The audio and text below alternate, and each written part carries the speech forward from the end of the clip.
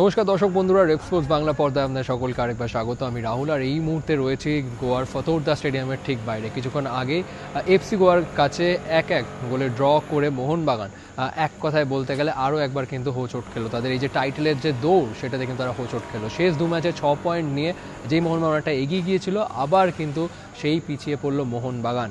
পিছিয়ে ঠিক পড়লো না ঠিকই, কিন্তু ইস্ট বেঙ্গল এবং মোহনবাগান তাদের কিন্তু এখন সেম পয়েন্ট। দুটো টিমই 21 পয়েন্টে, 10 ম্যাচে 21 পয়েন্ট। কিন্তু গোল ডিফারেন্সের সুবিধায় ইস্ট বেঙ্গল কিন্তু এখন রয়েছে লিগের টপে।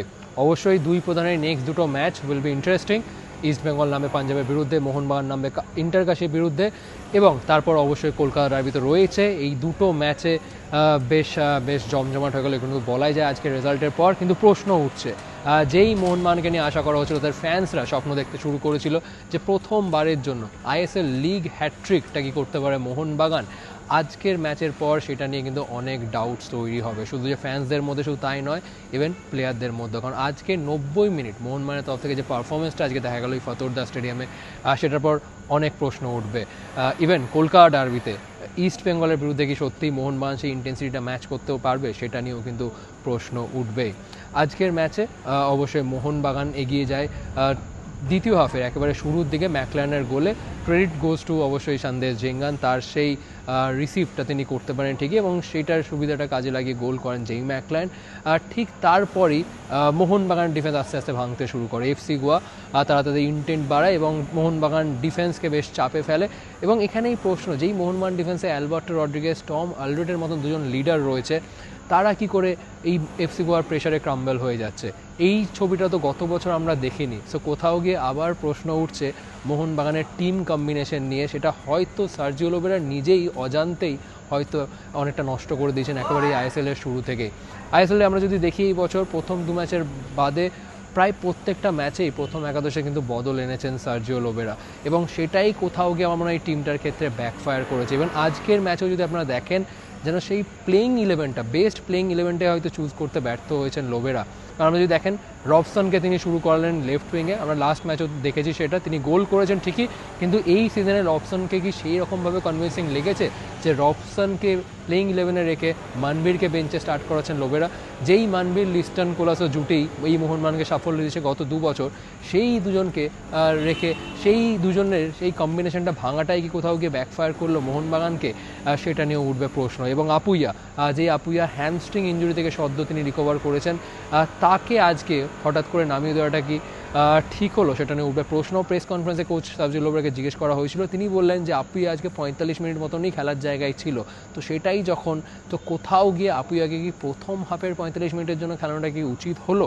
আমার মনে হয় এটা নিয়েও প্রশ্ন উঠবে। কারণ আমরা দেখলাম তাকে দ্বিতীয় হাফের আগে সাবস্টিটিউট করে নেওয়া হলো ঠিকই, কিন্তু এবার ইন্টারকাশি ম্যাচে বা ডার্বি ম্যাচে তিনি কি ফুললি ফিট থাকবেন, 90 মিনিট মতন খেলার জায়গায় থাকবেন, সেটা নিয়েও কিন্তু ধোঁয়াশা থেকেই যাচ্ছে। তো কোথাও গিয়ে সেই প্রথম একাদশটা, যে উইনিং প্লেইং ইলেভেন ও উইনিং কম্বিনেশন, সেটা বাঁচতে কিন্তু ব্যর্থ হচ্ছেন সার্জিও লোবেরা। এবং তারপর বিদেশিদের তো ফর্ম রয়েছে, হ্যাঁ ঠিকই আজকে ম্যাকল্যান্ড গোল করেছেন ঠিকই, কিন্তু বাকি বিদেশিরা, রবসন যদি বলুন, রবসন সেরকম কনসিস্টেন্ট নয়। দুটো ম্যাচ আপাতত এই সিজনে তিনি মোহামেডান ম্যাচে জোড়া গোল করেছেন, নর্থ ইস্ট ম্যাচে গোল করেছেন, কিন্তু বাকি ম্যাচগুলো কিন্তু সেরকম ইম্প্যাক্ট ফেলতে পারেননি।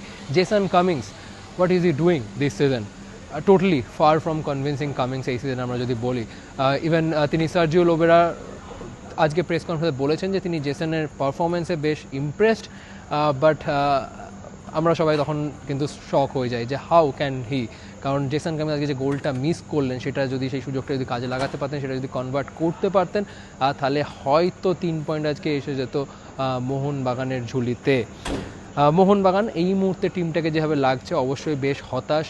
টম আলেট থেকে শুরু করে জেসন কামিংস, ম্যাচের পর আমরা যে ছবিটা দেখছিলাম, প্রত্যেকটা প্লেয়ার হতাশ অন দ্য পিচ। আর হবে কেন হবে না? কারণ আজকের ম্যাচটা থেকে 3 পয়েন্ট নিতে পারলে কিন্তু অনেকটা কিন্তু এগিয়ে যেতে পারতো মোহনবাগান। সেটা কোথাও গিয়ে নিজেদের দোষেই সেটা কিন্তু হাতছাড়া করলো। এবার লাস্ট 3টে ম্যাচই মাস্ট উইন ফর মোহনবাগান, এবং তার সাথে সাথে অনেকটা প্রেশার থাকবে, এবং momentum is not with Mohun Bagan, সেটাও একটা বড় ফ্যাক্টর হবে। বারবার কিন্তু ডাউটস তৈরি হবে প্লেয়ারদের মাথায়, নিজেদের কনফিডেন্সটা কিন্তু অনেকটা লো এখন এই মুহূর্তে। আজকে এফসি গোয়াকে অবশ্যই কৃতিত্ব দিতেই হবে। এফসি গোয়া আমরা যদি লাস্ট 3-4 বছর ধরে দেখে আসি, তারা যে ব্র্যান্ড অফ ফুটবলটা খেলছে even with low budget squad, বেশ ইমপ্রেসিভ। বহু কম ক্লাবকে আমরা ভারতে এটাকে আমরা করতে দেখি। এফসি গোয়া মানলো মার্কোজের আন্ডারে বেশ সাকসেসফুল একটা টিম। গত বছর তারা এফসি খেলেছে, এবছর অলরেডি এফসির জন্য কোয়ালিফাই করেছে এবং আজকের ম্যাচে আরও একবার প্রমাণ দিল এফসি গোয়া যে কেন তারা বাকি ক্লাবদের থেকে আলাদা। প্রথমত এফসি গোয়া যে গোলকিপার বব জ্যাকসন রাজ, তিনি আজকের ম্যাচের ম্যান অফ দ্য ম্যাচ। আপনারা অনেকে হয়তো লক্ষ্য করেছেন যে কি নিশ্চিন্তে ঠান্ডা মাথায় মোহনবাগানের মতন বিপক্ষের অ্যাগেনস্টে তিনি গোলকিপিং করে গেলেন গোটা 90 মিনিট। এটা ছিল আইএসএলের দ্বিতীয় ম্যাচ ববের জন্য। এটা দেখে একবারও মনে হয়নি পুরো 90 মিনিট তিনি যেভাবে বল গ্রিপ করছিলেন, যেভাবে আউটিংয়ে আসছিলেন, একবারে নিখুঁত গোলকিপিং। ম্যাচ শেষে এফসি গোয়ার স্ট্যান্ড ইন হেড কোচ আজকে গৌরমাঙ্গি সিং, যেহেতু মানলো মার্কোজ আজকে ডাগ আউটে ছিলেন না, তিনি নিজেই বললেন যে বব জ্যাকসন রাজ কিন্তু নিয়মিত ট্রেনিং আমাদেরকে ইমপ্রেস করে আসছে এবং সেই কারণে আজকে এই সিদ্ধান্ত নেয়। আমাদের জন্য তো সিজন অলরেডি শেষ, আমাদের নতুন করে আর অ্যাচিভ করার কিছু নেই এবং সেই কারণে আজকে আমরা এই বোল্ড ডিসিশনটা নিলাম যে বব জ্যাকসনকে একটা সুযোগ দিয়েই দেখা যাক না। এবং আজকে আমার মনে হয় হি পাস্ট উইথ ফ্লাইং কালার্স। এবং আজকে কি হলো বলুন তো, আরও একটা নতুন ট্যালেন্টের কিন্তু জন্ম হলো, যেটা এফসি গোয়া কিন্তু অ্যাচিভ করলো। শুধু বব জ্যাকসন রাজের কথা বললেই হবে না, রনি উইলসন, এই রনি উইলসনকে আই লিগে স্পট করেছিল শ্রীলঙ্কা লাজনের হয়ে খেলতে এফসি গোয়া। আজকে সেই রনি উইলসনই আজকে একটা দুর্দান্ত একটা ওয়ার্ল্ড ক্লাস গোল করে কিন্তু এফসি গোয়াকে সমতায় ফেরায়। অবশ্যই রনি উইলসনের গোলটা থেকে মনে পড়ছিল আজহারউদ্দিন মল্লিকের কথা, সেই ডার্বিতে সেই করা গোল। আর বিশাল কেতের, তিনি যেই মানের গোলকিপার, তার ক্ষেত্রে হয়তো এই ধরনের গোলটা হজম করা একটু কঠিন, তিনি নিজেও হতাশ হবেন, বাট এটাই হয়ে থাকে ফুটবল, এটা নতুন কিছু নয়, এরকম এক একদিন যায় সব প্লেয়ারদের জন্য।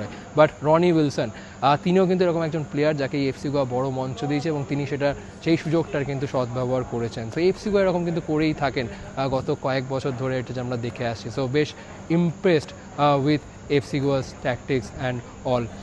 বাট গোয়িং ফরওয়ার্ড এটাই প্রশ্ন উঠছে যে কোথাও গিয়ে কি ট্রফিটা আজকে হাতছাড়া করলো মোহনবাগান। দেখুন, আওয়ে ম্যাচ তো ঠিকই, এফসি গোয়ার বিরুদ্ধে ম্যাচ ঠিকই, বাট কোথাও গিয়ে আমার মনে হয় অন পেপার ফেভারিট ছিল মোহনবাগান। বাট সেই মোহনবাগানকে মাঠে কিন্তু সেভাবে দেখা গেল না তাদের প্ল্যানটা এক্সিকিউট করতে।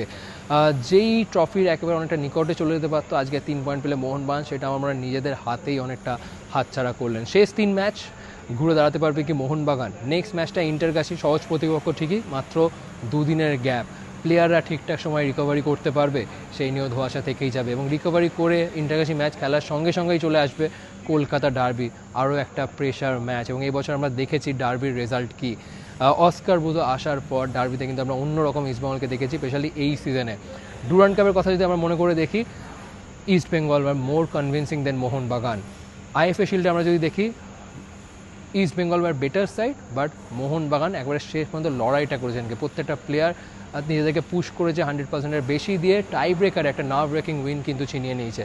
সুপার কাপের ডার্বিতে যদি চলে যায়, ড্র হয়েছে ঠিকই, বাট অ্যাগেন ইস্ট বেঙ্গল কিন্তু বেটার সাইড। এবং এই যে আইএসএলের কলকাতা ডার্বি, যেটা আগে মনে হচ্ছিল যে মোহনবাগানকে একটু বেটার সাইড, বাট নয়, আবার কিন্তু east Bengal now better side in the upcoming Kolkata derby.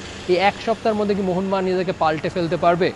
Looks very tough, কারণ সার্জিও ওলিভেরার প্রথম সিজন নিজের পছন্দের মতন টিম পায়নি, নিজে চেষ্টা করেছেন অবশ্যই নিজের ফিলোসফি ইমপ্লিমেন্ট করার, বাট কোথাও গিয়ে it's too late for Mohun Bagan. এইখান থেকে যদি মোহনবাগান সত্যিই চ্যাম্পিয়ন হতে পারে, তাহলে কিন্তু অবশ্যই একটা সারপ্রাইজিং স্টোরি স্ক্রিপ্ট করবে এই সবুজ মেরুন ব্রিগেড। আপনার কি মন্তব্য অবশ্যই জানান আজকের ম্যাচ নিয়ে কমেন্ট সেকশনে, এবং এরকম আরও অনেক ফুটবল কন্টেন্ট এবং ফুটবল আপডেটের জন্য অবশ্যই চোখ রাখবেন রেপ স্পোর্টস বাংলা পর্দা। আপাতত ভিডিওটা এখানেই শেষ করলাম, সাইন অফ করছি গোয়ার ফতোরদা স্টেডিয়াম থেকে। আবার আপনাদের সকলের সাথে দেখা হচ্ছে পরবর্তী ভিডিওতে।